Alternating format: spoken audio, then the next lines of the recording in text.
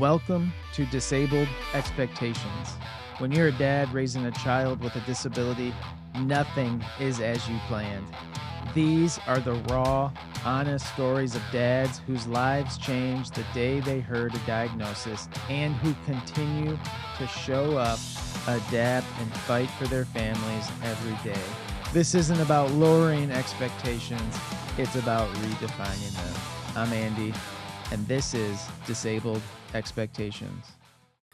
Well, thanks for joining us. I've got my friend Dan with me, and I'm so excited. He is a good friend that we have met through Certain Hope Community, and interesting fact, he is the best puzzler I know.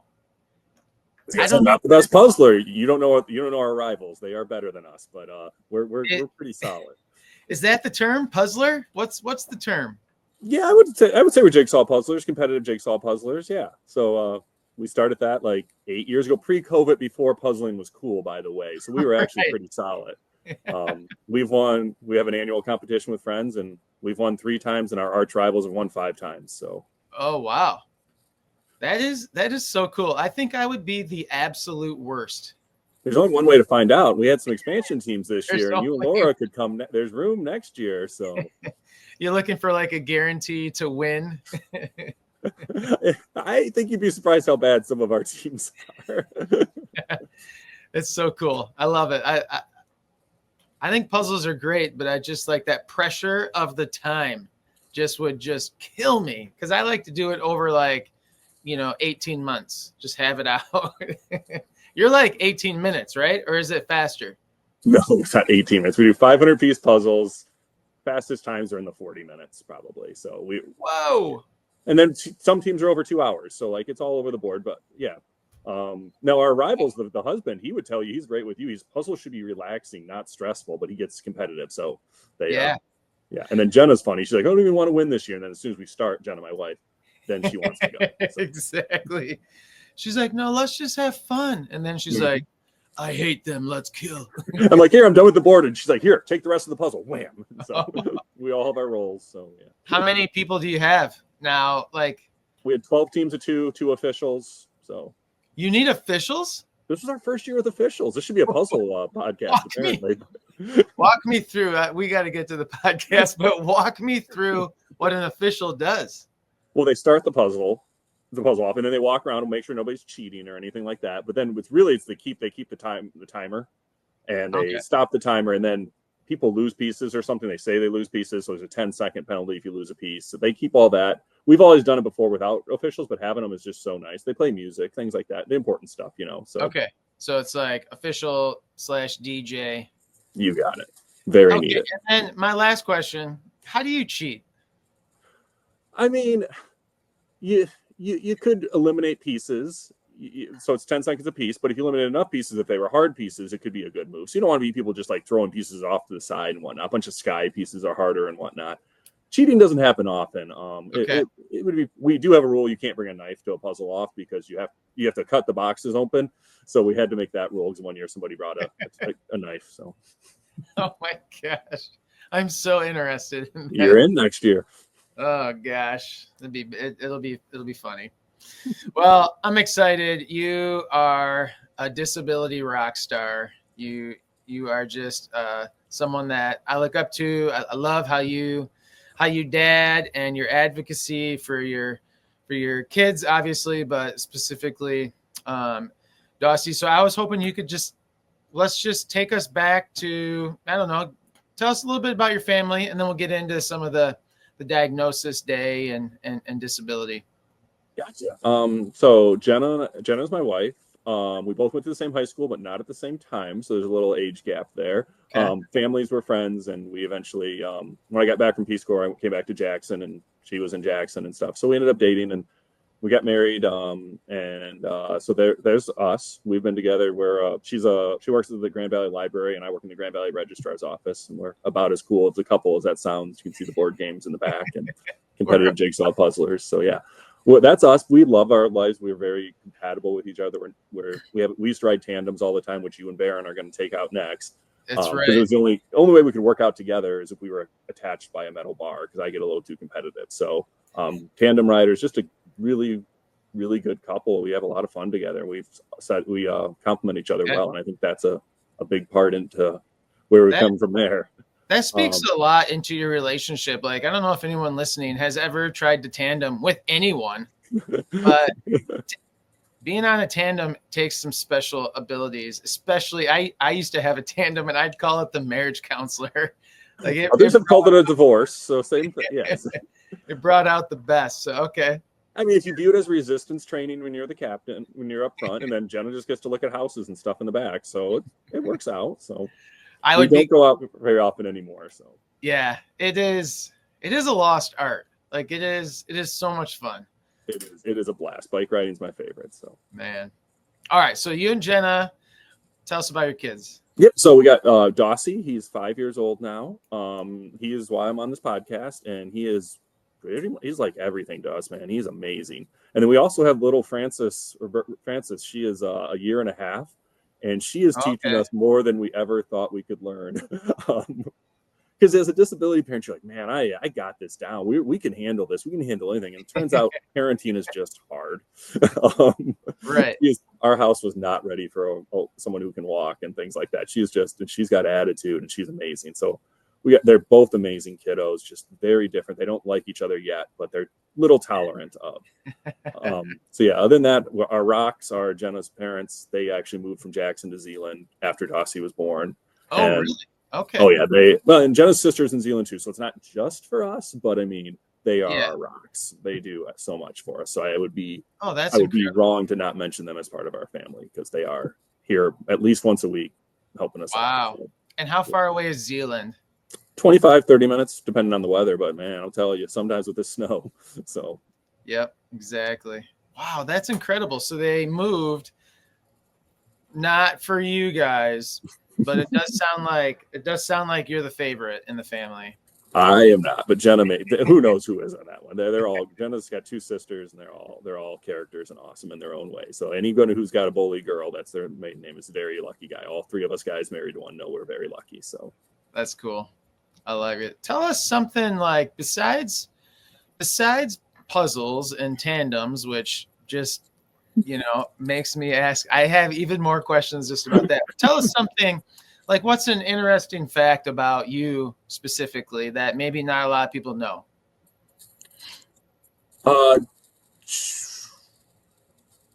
Jenna and I do one state capital a year. That's fun. So it's one a year, no more. So you could go to multiple state capitals, only one count. So it's like a 50-year commitment, give or take, if we gain some states or lose some, whatever down the line. Whoa. We're like into like I think we're like year 11 of it now or something. Really? So that one's fun. And it makes you go someplace you'd never go, like Jefferson City. Why would you ever go there? We had a blast there, so. Why would you ever go there? Why would you go there? If you go, I'll tell you the two places to go, then you're done. No. So yeah, we've done 5 Great Lakes in one single day. We touched foot in all 5 Great Lakes. We just like to do things like that. Just do them so because. Cool. But yeah, that was fun. It's really a 3-day trip because you got to get to Lake Superior and then you do it all one day and you end in Canada. That was a fun one too. Again, pre-kids. Right.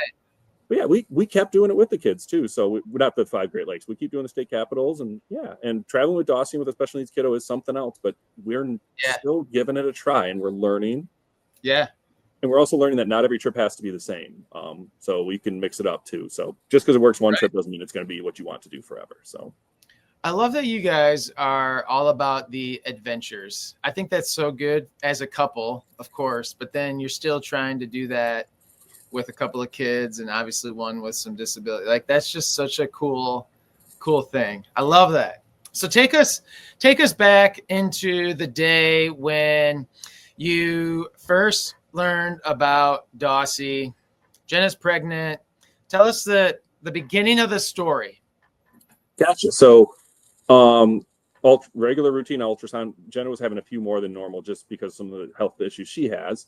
And we're there and they take us back to the side room and we're waiting for a long time. We don't know any better because Dossie's our first child. This is all new to us and it's a long wait.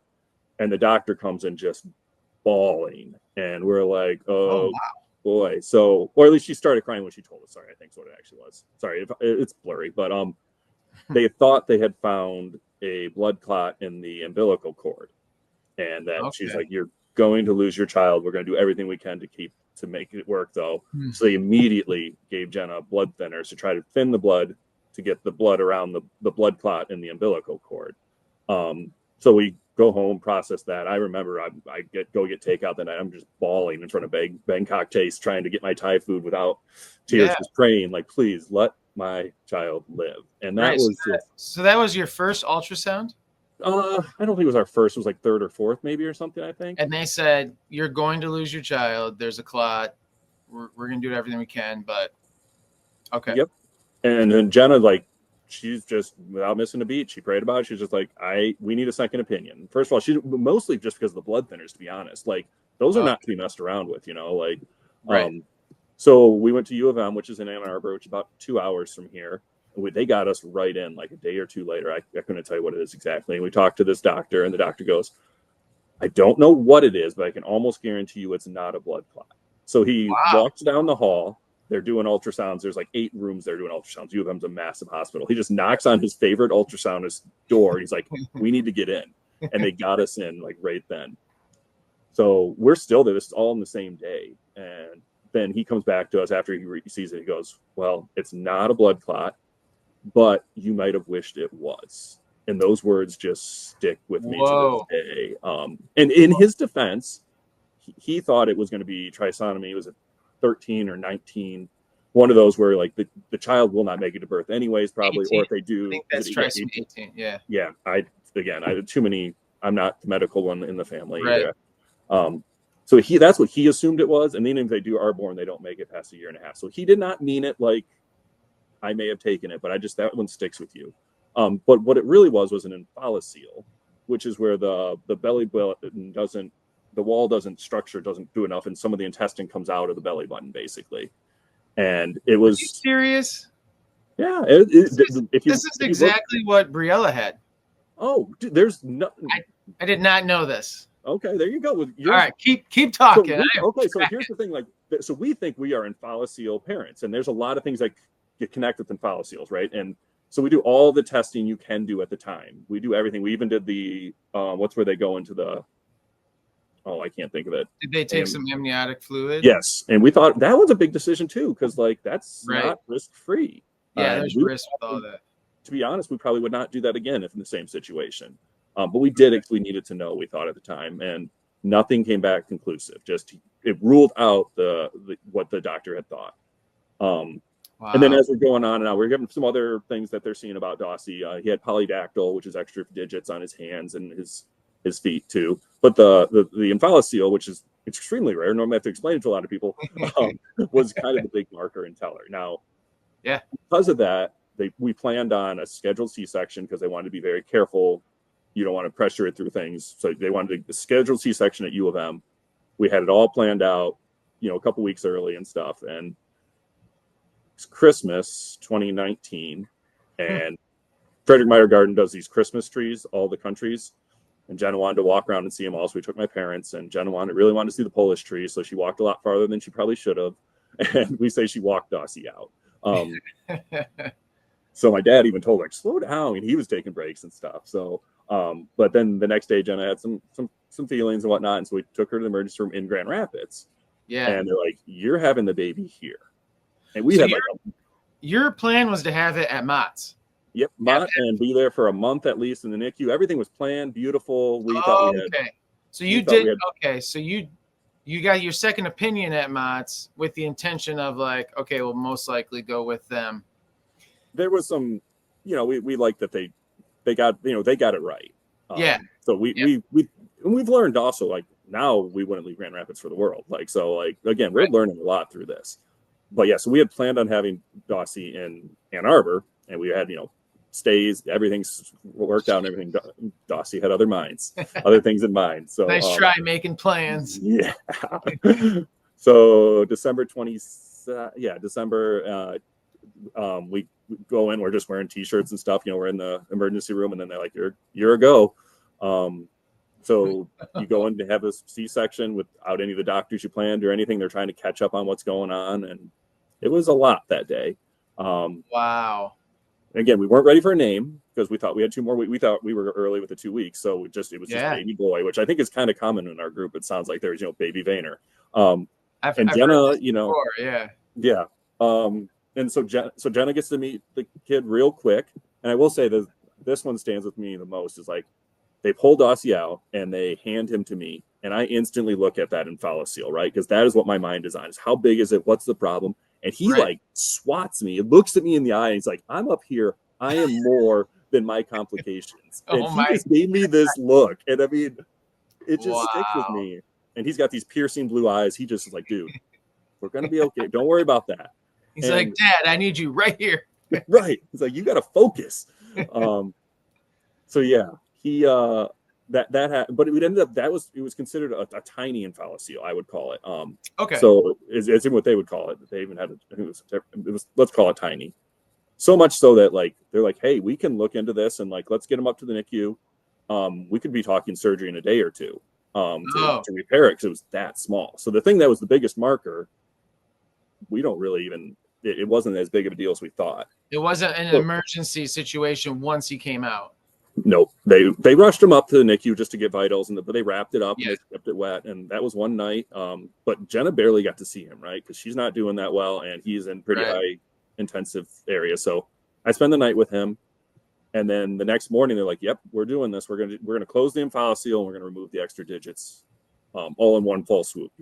Oh, so there was extra digits. Yep, he had extra. He's still got little. You can still see the scars if he lets you hold his hand. Oh, okay. So yeah, so there's lots of things genetics going on. Like geneticist comes and sees like there's something going on. We don't know what yet. Yeah. So day 1 of life, he's going to have surgery, and we're like, well, we would really like him to be baptized. So we have to name him. And Jenna's like, "You pick. You know him." And I mean, I know him so well right now. At the time, I didn't know him.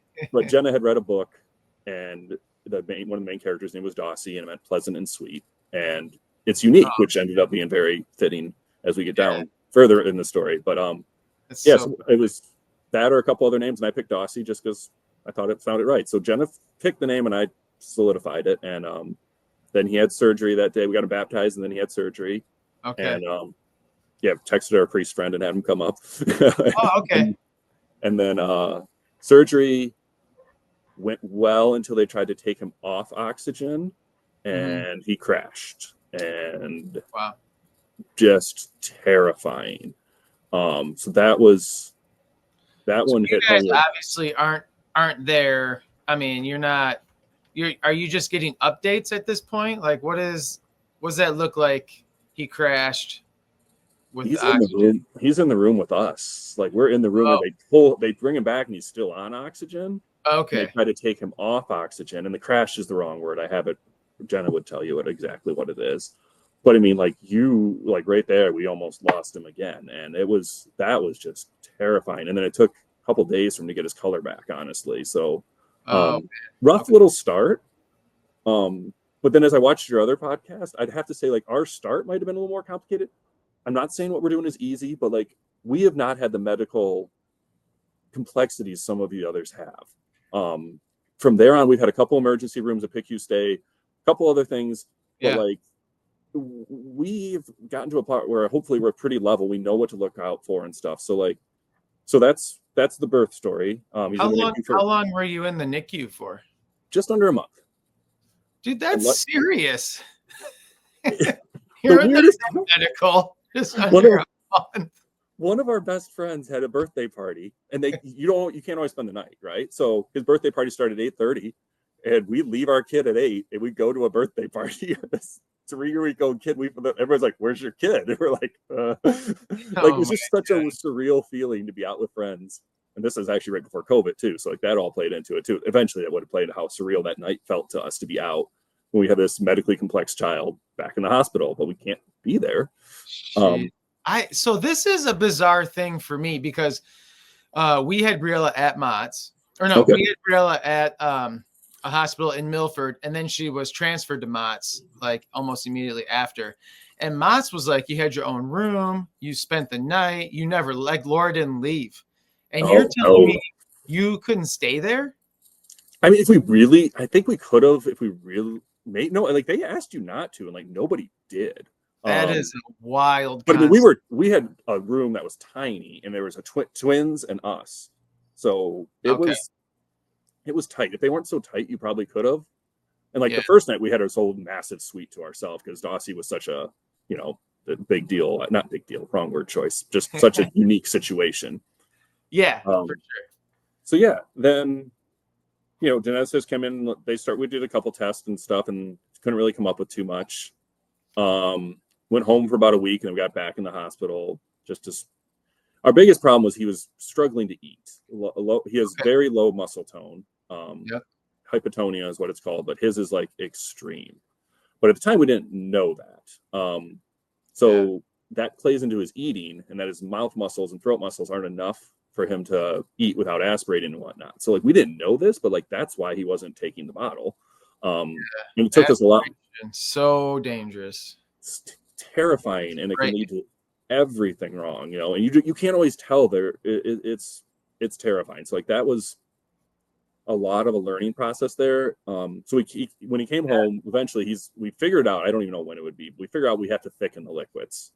And I don't know if you ever had to do that, but like it's prep. You have to like be ahead of time, like 45 minutes ahead. You have to start prepping and warming because we were using a certain type of formula, and then it's about an hour feed. Well, then by the time you're done with that, you're starting over again. Dude, it's exhausting. Yeah, exactly. And then he had like the tube up the nose and stuff like that, gavage. We've done that. We haven't. You probably got tested on that too, right? Putting that in. Yeah, they don't let you go home until you can do that. And any dads out there listening, if you haven't done that, it is something. Now pulling it out is kind of.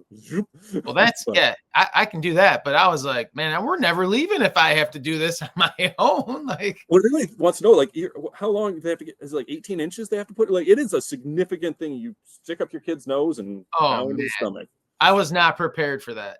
No, and they're just like, oh, we'll train you, and it's not a thorough training. It's like just put it in.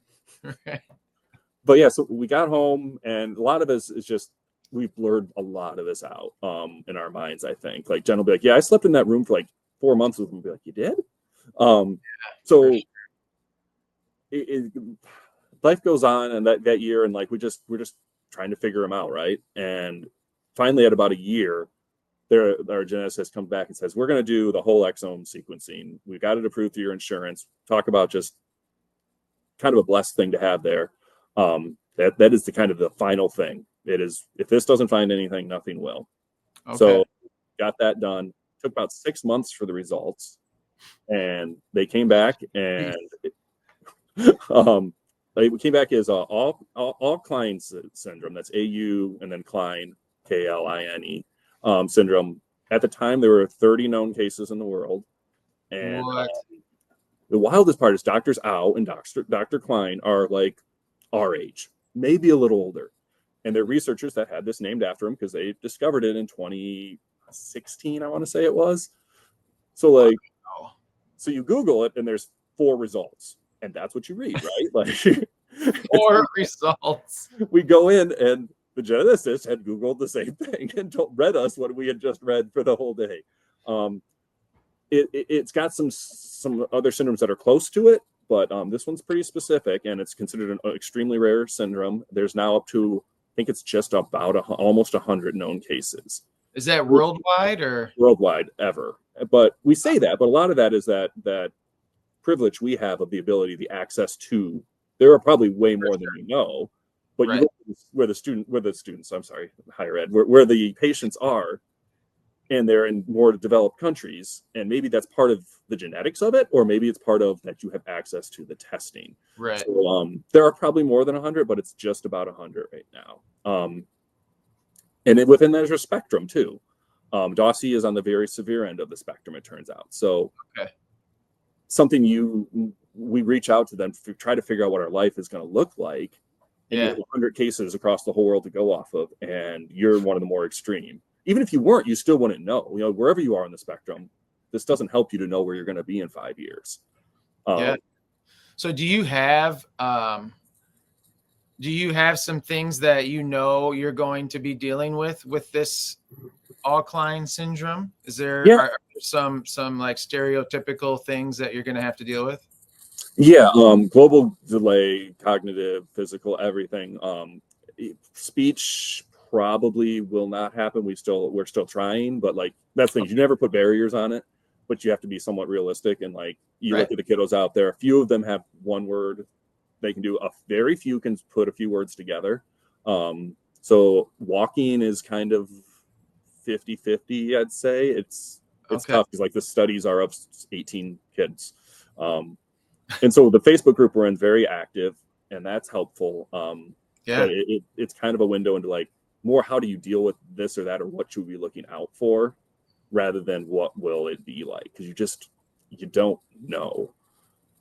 Man. One of the other 100 was born on the same day or the next day as Dossie, and she is so much more advanced than Dossie in certain things, and then Dossie's got her on a few other things too. And it's, as a disabled dad, I'm so good at not comparing Dossie to a typical kiddo.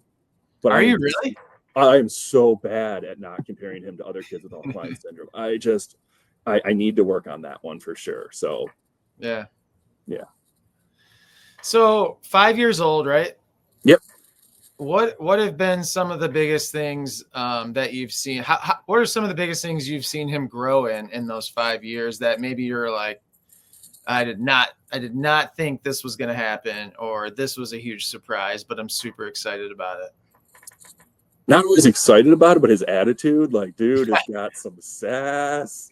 When he loves something, you will never see joy or excitement like that. And like his comprehension, like he hears words and understands them. If you say, do you want to go disc golfing with Joey? He is going to go and just want to go. So I should mention, sorry, Dossie is nonverbal. He's currently using a wheelchair.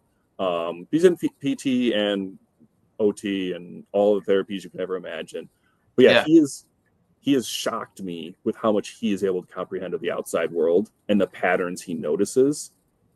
And then he's got about 20, 25 signs, and the signs that he chooses to learn are hilarious. Like, give us some examples. He has one. He used turtle a lot, like turtle. And he wanted me to sing the turtle on the bus, and I sing it really slow. I will not do it now, but he thinks it's hilarious. Are you sure? You can do it.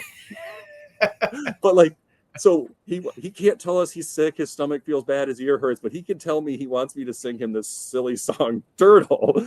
It's so great. If he wants to learn something, he can. And we do know that. And so we've started to use that. Like, hey, come on, you can learn some signs. So dude loves to be outside. So okay, that's incredible. Wow. How has it been for you learning sign? Is that an easy thing for you to do, you and Jenna? He doesn't pick him up that quickly, so it's honestly, if we don't want to overload him, we'll throw a lot at him. Okay. But we're not going to throw everything at him. So we're not learning a million things. We just learn a couple at a time. I've thought about like putting up little postcards around the room or something. But yeah, we're not fluent by any means. But we know enough to get him to try to learn these things and tell us things. Yeah. He also has a little Dossie dialect, which is kind of his own version of signs. So it's like sign slang. Yeah, well, like, thank you. Well, Dossie does. Okay, I got you. What it means. Yeah, for sure. Yeah, he's a character, man. He is a hoot. Everybody at school, and he's a hoot, man. Okay, so he goes to school then too. He did. He started last January. He goes to the Kent County Intermediate School District, and the best part about that is he gets to ride the bus in the morning. He gets to ride the bus at night, and he loves the bus. Really? He'll sign that all day. So, but I mean, that's a big thing. You and I could rattle off a ton of good school districts. It's tougher to rattle off good school districts with programs for children with disabilities. And then it comes down to the teachers and the programs. And like every year, things change so much. Yeah. So like, that's where some of the certain hope stuff just come in so much handy. Just talk to people, get some honest opinions about how can we go through with this? Like what's the next, what would you recommend? What should we look into? What should we be asking? Right. We've gotten very lucky. Yeah. You get some of the parents that are, 16 years into the game, speaking to, the 2-year-old parents, it's a cool thing. But yeah, what were you saying? Oh no, I want you to go on that. Like it's powerful to hear that, because we still feel like we're so new to this. Like we've only been diagnosed for 3.5 years. Like, and we're still learning. Dossie's changing so much too. So yeah, there's just always so much to learn, especially when it comes to school. Like next year, to decide, do you want him to do a classroom where there's typical kids and have him with his special teachers, or do you want him in a center based? And like these are just huge decisions, and how do you make them? Yeah, exactly. Yeah, it's tough. Now we've lucked out completely with amazing teachers. So many people have had bad luck and whatnot. We've had amazing teachers, amazing therapists for the most part. I'd be really at fault to not mention his physical therapist who's been with him since he was 6 months old. Oh, that's so cool. Andrew is like number 2 we can't ever leave Grand Rapids. Certain Hope's like number 3, I think. So like it is, we are really, really lucky what we've had and the help we've had. Wow. But the school stuff is real, figuring that out. Sorry. School's tricky. I would say like my biggest concern with school is kind of the health issues. How's Dossie's immune system? Is it like Briella's, I always say, is like non-existent. Like if she'll get something like a common cold, she'll need oxygen, she'll need her vent support, she'll need her shaker vest three times, like once every 4 hours a day. And then if that doesn't work, she's going to the hospital. I mean, it's like for a cold, so school is like, a cesspool of germs, especially this time of year. So it's like that balance of, do we send her? Do we keep her home? But it's so hard. And Dossie's immune system, it's weakened very much so, but not to the extent of those others that you've spoken to already on this podcast. I think like Dossie, we've also learned from hospital stays and emergency rooms what to look out for. And if we can get him, if he starts coughing and we get him on his breathing treatments, twice a day, steroids, things like that. If we do that, if we suction, all new parents need a good suction. We have a medical grade suction machine now to suction out his nose. If we can keep his nose clear and his cough's productive, he's going to get sick. He's going to be grumpy, but he's going to be out of the hospital. Right. But like we have, the oxygen monitors for his fingers and stuff, because we've had a couple of drop scares too. The pulse ox. Yeah. So it's funny how much the suction is a game changer. So when we had Briella, we had like the whatever that.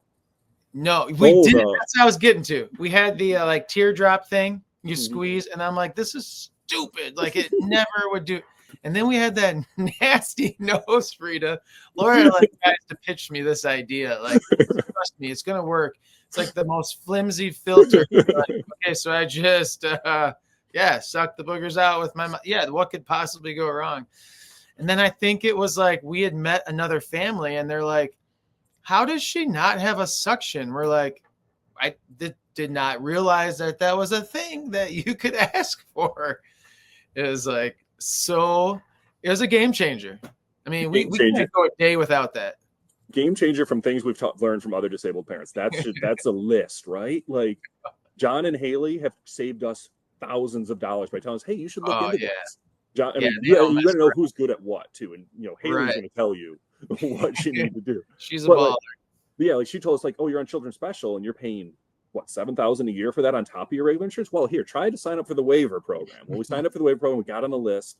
Oh, good. But it was a long wait list. But then they're like, hey, now Tefra is now Dossie would be eligible for Tefra. So now we got Tefra, which covers almost everything the waiver does, and there's not a $7,000 thing. So when you can be putting that much more into your health savings account every year, that stuff is a game changer. So and then the same thing, you end up with a nose suction things like the medical grade ones. So Frances, our 1.5-year-old, we just change out the suction piece. She gets a medical grade nose suction. She's probably much healthier because she has that now. Right. So it's wild the things that are game changers that you don't get told about. And without a network, how do you do that? How do you find that out? Yeah, and especially too with like the isolation, that is a problem. I mean, it's a real problem. You just don't know these things because you're not talking to as many people as maybe you once were before, or you're not invited to things that normally you would be invited to. And then you're just not able to connect and you're not learning these things. And it's like, you've been reading my journals lately. Goodness, like this, especially this time of year, it's like I cancel on my friends.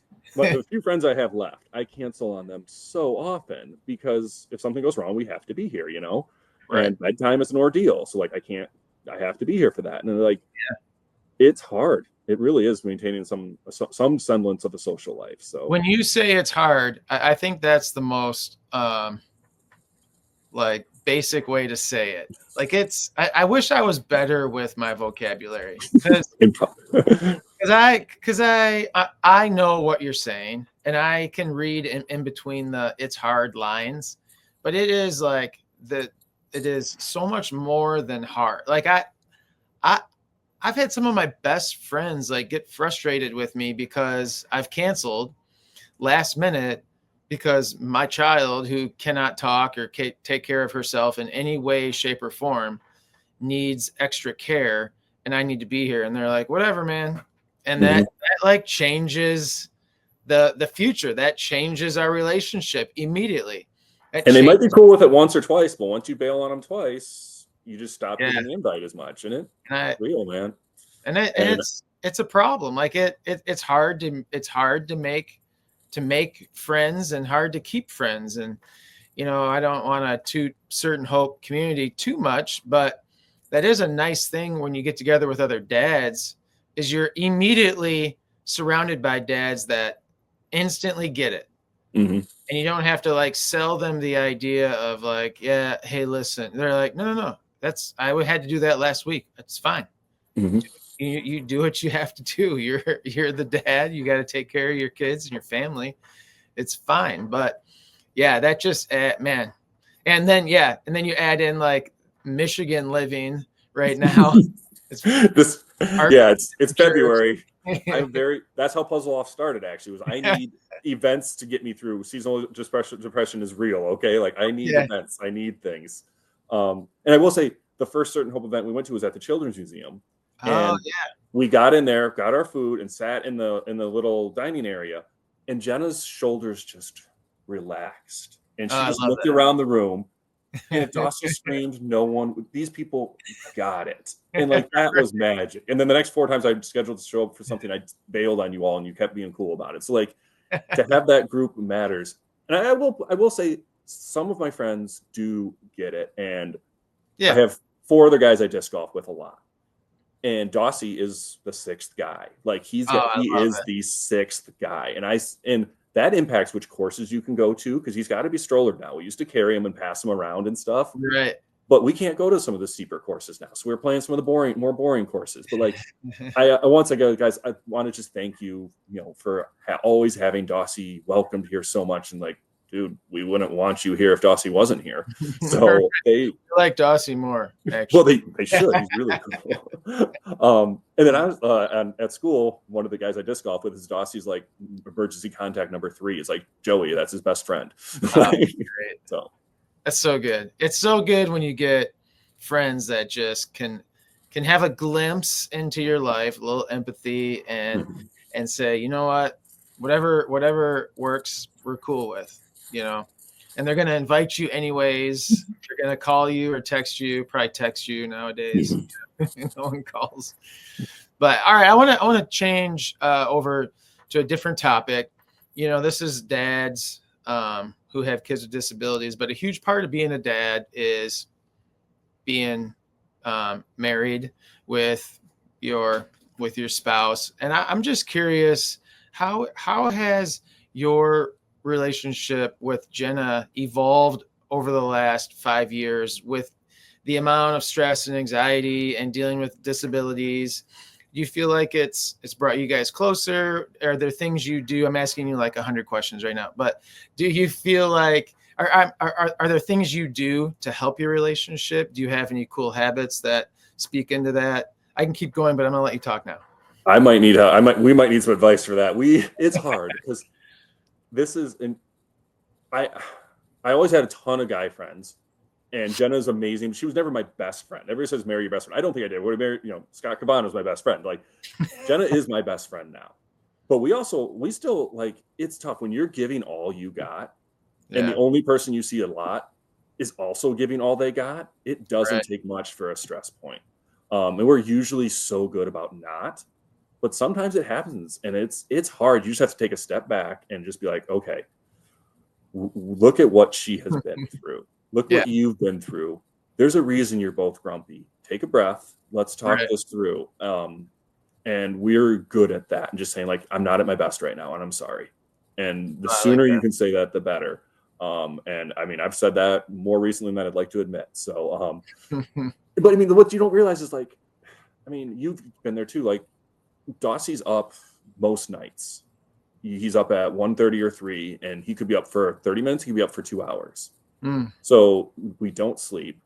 We both work, which I don't know if that's going to be sustainable long-term or not.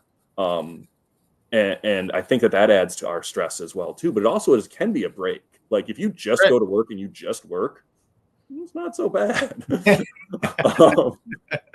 But Jenna gets to do 4 days a week and take Dossie to appointments on her 5th day. So if they're sick, I take them. Well, then I try to work, and that's on me. And I shouldn't be trying to work remote with sick kids.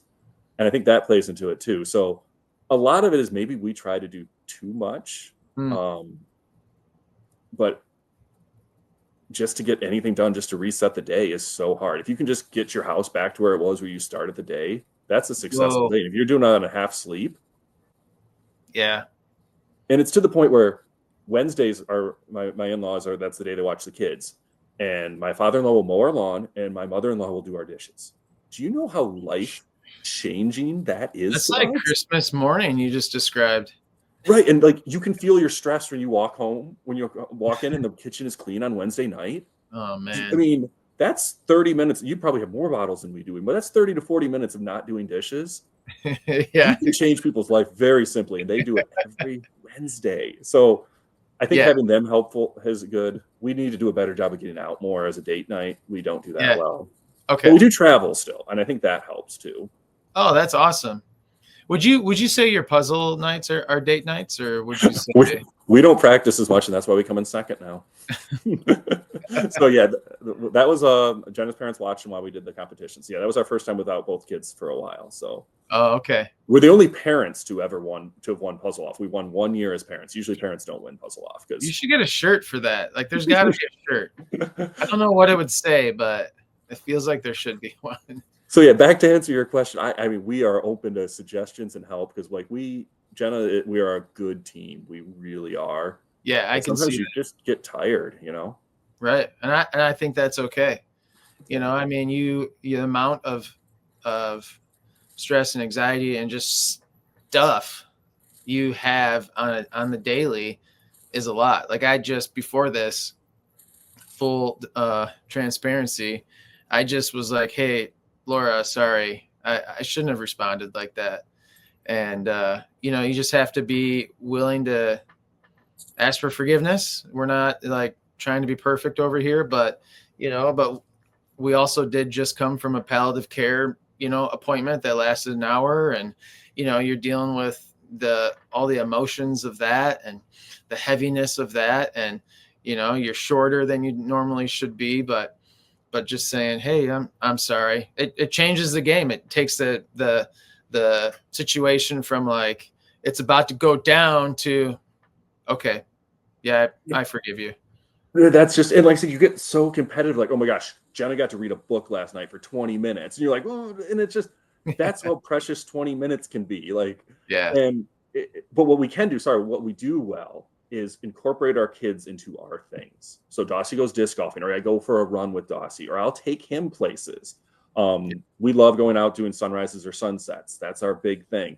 That's a break for Jenna, right? You know, so anytime you can get Dossie involved in life, and he gets to meet other people too that way. And the more people are like, I don't know if they're scared or just what, but once they get to know Dossie, the last thing they think about is Au-Kline Syndrome. They just think about how awesome he is. And getting him out helps with that. And I think this time of year, especially, we need to take a step back and say, you know what? There's so much illness is going around. We are cutting back on our socialness. So I'm not even sure that's a word, but our Feels social like activities. And like, maybe that's playing into our mental aspect right now. I'm not in the best spot right now, so probably shouldn't be doing a podcast, but well, you're holding it down good. And we also prioritize things. I'm in my 7th what or do you 8th mean year. by that? I'm in my 7th or 8th year of my PhD, and I should be done, right? Like I should absolutely be done. I have barely touched it in the last year. It's just not our top priority. Gotcha. And yeah, but it weighs on you because every minute if anyone's out there thinking about doing a PhD, don't. It's just not worth it. But it weighs on you. Every minute you have free, you should be working on it. And that is, I started before kids, obviously. So like, I'm so close. I'm in the dissertation phase now. I can't quit. If you gave me 4 days nonstop, I would be done. But how long would it take you to get 4 days of nonstop? Right. Oh my gosh. So what's your PhD in? Tell me. I'm exploring the impact of subsidizing on college athletics on the entire student body. So most people think college athletics is all about money. You'd be shocked. Only about 20 schools a year make money. The rest are all subsidizing. Really? So if you look at Eastern, Western, and Central Michigan, they subsidize almost $20 million a year to have athletics. Now, athletics has a value, but what does that impact on the student population in their retention rate, their graduation rate, their average loans at completion? And I have a couple other variables I'm doing multiple regressions on. It's really interesting stuff, and it's really pertinent, as now Ohio State lost like $40 million last year because now they have to start paying their athletes more through NIL and different things. Right. So like, what is this doing to the entire student body? And we have this student loan crisis that we're all in tens of thousands of dollars in debt. There's studies that show if we didn't have college athletics, we wouldn't have to pay for college. We wouldn't have college tuition. There's a reason the rest of the world doesn't. Well, there's a reason the rest of the world separates academics and athletics, not like us. Arsenal, the soccer player team we watch, we love Arsenal. They have a 17 and 18-year-old playing soccer. Do you think it matters how they do in their academics? No. And there's less corruption because of that. They focus on that. Just I'm not against college athletics. I rode in college. I get it. I learned a lot from that, but that was a club. I paid to do that, and other students weren't paying to offset that. So my research takes it and looks at the. Sorry, one more minute. Sorry, my research to look at per student level. So at University of Michigan, the average student pays $6 a year to subsidize athletics. Western Michigan, it's $1,200 a year. So if you're there for 5 years, that's $6,000 of your tuition went to subsidize athletics. So if we have this college loan stuff, the problem is because you're all worshiping college sports. It's minor league sports, people. It's great, but it's minor league sports. Right. Sorry, that was gosh. Axel can cut that if you want. So no, that is staying 100%. That is awesome. It's a fun study, and I think it's powerful. But we'll see. And the results, I have my results. I just have to write up everything. So okay, so you just need 4 days. Is that what you said? 4 nonstop days. I think I could be done. I want you to think about how long it would take you to get that. Yeah, exactly. No, that's great, and I can totally relate. I always introduce myself. Occasionally, I'll say I'm an ex-pastor and a 2-time seminary dropout. I started seminary, and then we had Briella, and then I was like, "This isn't." I was at Mott's in the NICU. And she was about to go back for her imphalocele surgery less than 24 hours after she was born. Yay. And I was sending an email to my professor saying, yeah, I'm out. Like, this isn't going to work. And then I tried again at seminary, and then we moved over here. And I was like, you know what? Not now. And I'm probably done. So I totally relate. Definitely. You're wiser than me because you knew when to call it quits. If I would have quit when Dossie was born, I would be in a much better spot. So it's going to be great when you're done. I can't wait. Yeah, but we're close. So we're getting Dr. Dan. That's got a nice sound. It's not so horrible, but we'll see. But yeah, prioritizing, big thing. And Jenna's helped with that too. Like, I don't know how we did it when I actually had to go to classes. So right now I'm in the dissertation phase. I just write when I can write, right? Okay. But when I was going to classes, like, she had Dossie on her own for Wednesday nights, and I was driving to Kalamazoo. Like, that's just wild that we did that. I don't know how. Yeah. Like, props to her, man. All right, for some reason, this question just popped in my head. Okay. What are some things that Dossie has taught you? I know he was your first, so this is kind of I guess it could almost be like a trick question, but like, what are some things he's taught you through the 5 years about being a dad that maybe, wasn't what you expected, or things you've learned? I know your daughter is going to teach you a whole new set of things just being a girl, but specifically with Dossie, what are some things that you've learned as a dad over the last few years that maybe you weren't expecting? I mean, you want to just talk about feeling valued and loved. Like, it's not about me anymore. It's about him. But man, is it worth it? Like, Yeah. It just brings you. Jenna and I just asked each other this week, like, what did we do? What did we care about before kids? Because like there is nothing like it just changes your perspective on everything. And any dad, I just had a guy have their first kid this week, and he's like, everything changed when it happened.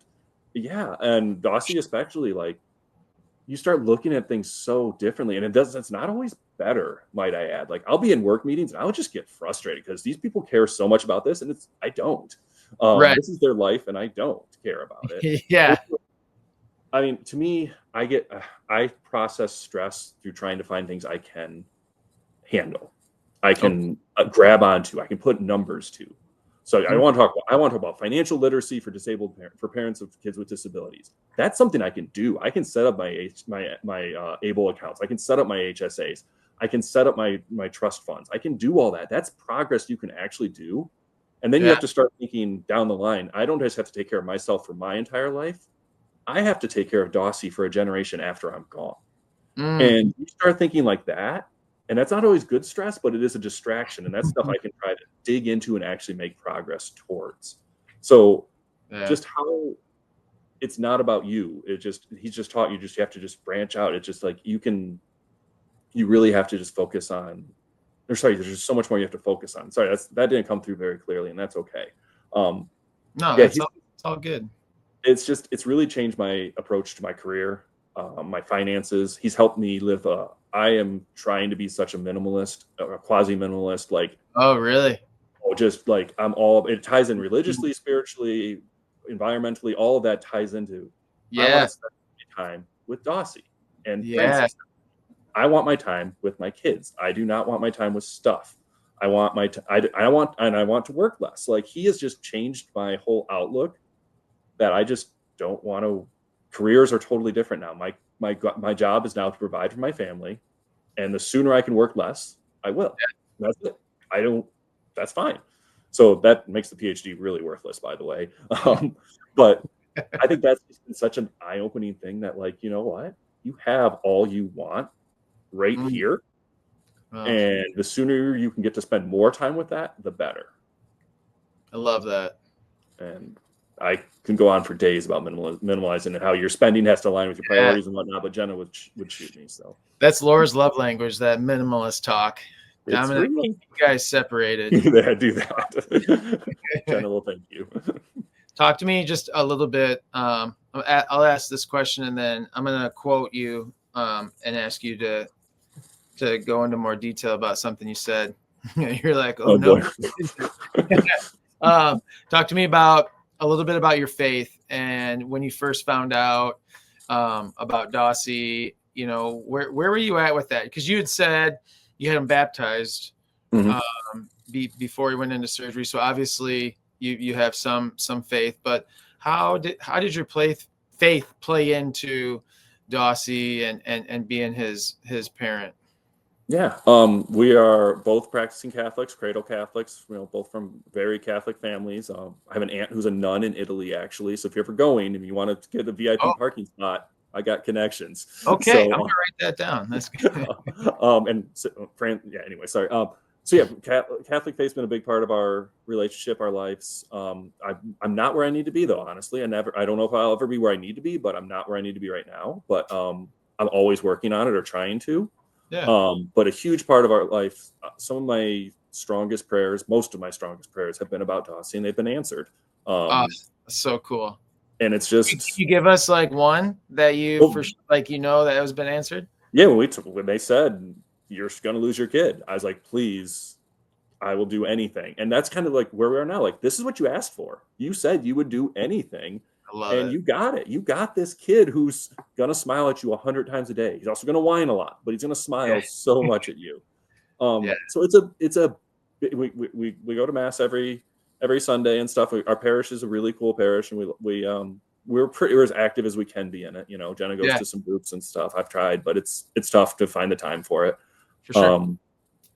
But yeah, and you feel like you've been getting closer to God through this disability? It comes in waves, honestly. If you would have asked me a few months ago, I'd been like, no. But now, yeah, like I guess I'm not where I need to be, but it's always there for us. And if you build in the routines, those are great reminders to bring you back. And it's huge for Jenna and I, like, and when you're at UM there, like there was an option, you could terminate the pregnancy. Nope, not an option. We're doing this. Like, no matter what happens, we're doing this. So, just a huge part of our lives that we need to work on constantly, because if not, you can get frustrated and just distracted. Mm-hmm. Oh, the things stuff just goes by so fast, and next thing you know, you didn't really think. And right. As dads with kids with disabilities, you get less time than others probably. Mm-hmm. Well, one thing I could go on a whole tangent about. I think millennial dads are in such an interesting situation. Millennial parents, maybe even, but like, we are getting asked to do more than ever before, and moms or dads, but especially you look what the dads have done historically. We don't have that high of a bar to get up to, right? And it's wild to look what we're doing compared to previous generations. And the moms are doing so much too. So it's not a discredit to them. For sure. But I mean, it is wild. And I worry about the mental health of some of my millennial dad friends. Like, we're not always in a good spot. And so that's something I think that to tie it back to your question, that can be the difference maker. And that can be what can get you back into a good spot. For sure. And I think that goes into the quote I have of you. I sent you, a message about the podcast, and you said there's so little out there about dads. Our generation of dads has it different than any before us. So what exactly did you mean by that, and how do you see that unfold? What the studies have shown, like, millennial dads are spending, I think it's 3 or 5 times more time with their kids than their dads did. The average dad in the 80s changed like the number of diapers. Check that stat. Somebody Google that stats. I don't have it in front of me, but the number of dads that had ever changed a diaper was like astronomically low. And so like, it's totally crazy. Like, I can think of dads right now that are older. They're like proud that they've never changed a diaper. You're like, how? Well, and even my dad was, I totally forgot during our birth story, my dad died when Dossie was 3 months old. So like, that was a huge part of the mental. But anyways, my dad was an amazing dad. I'm not knocking him at all. I have probably put in more time as a dad than he did in his 20 years of parenting. It's just a different time now, and life is so expensive, and it's just so many stresses coming at us, and you can't just do what other generations have done in the past. For sure. And I see so much stress, and even my dad friends with typical kiddos. It's just worrying and concerning, and I don't have an answer, but just know that going to see help is a good thing, or just talking about it. Like, hey, I'm struggling. Tell me a joke, something. I think that it is just, I don't know the answers, but what you're getting into here, I think, is just the type of stuff that needs to be done.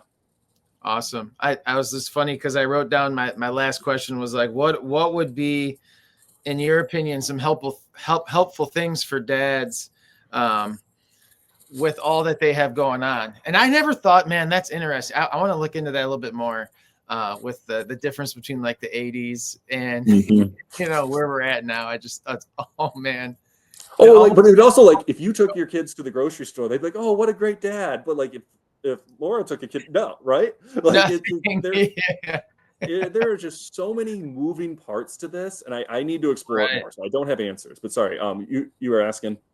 Yeah. So when you think about all that, what in your opinion, what are some things that would be helpful for dads to manage kind of the mental health side of it, just all that they have going on, and then you add on dads that have kids with disabilities? Like, what in your opinion, what are some things that would be beneficial for them?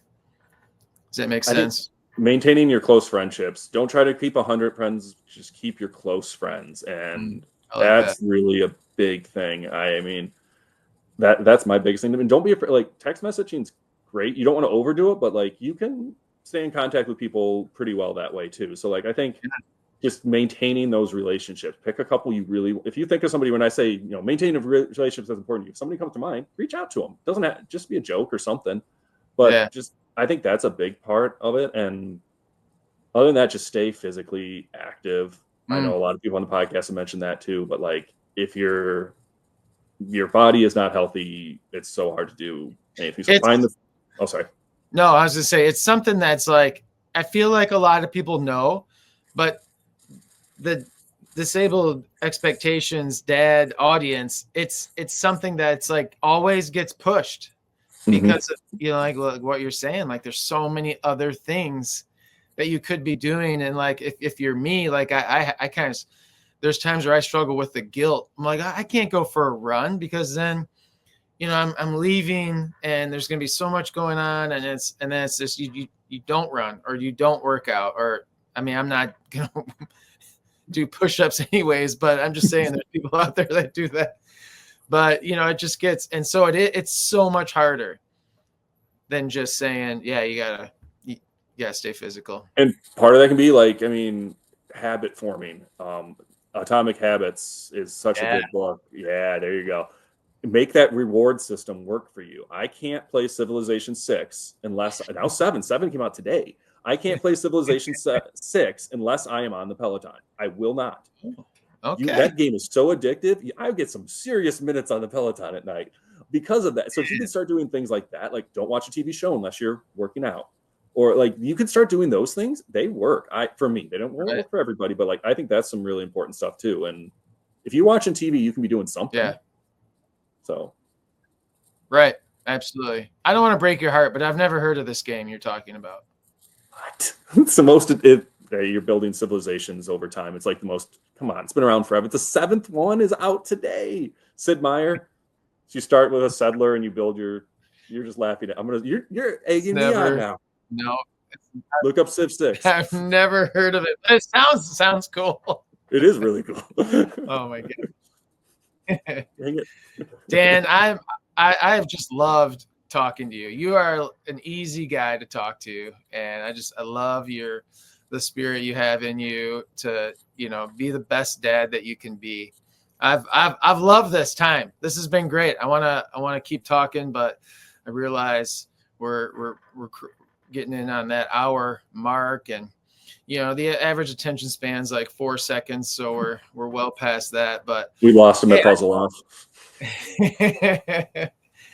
I just want to say thank you so much for giving me some of your valuable time and dropping some wisdom on us and letting us having a glimpse into your world and how you do what you do so well. You're not perfect, but hey, no one is. But I just appreciate you being open with us. And I know there's going to be a lot of dads that are going to find so much value in hearing from you.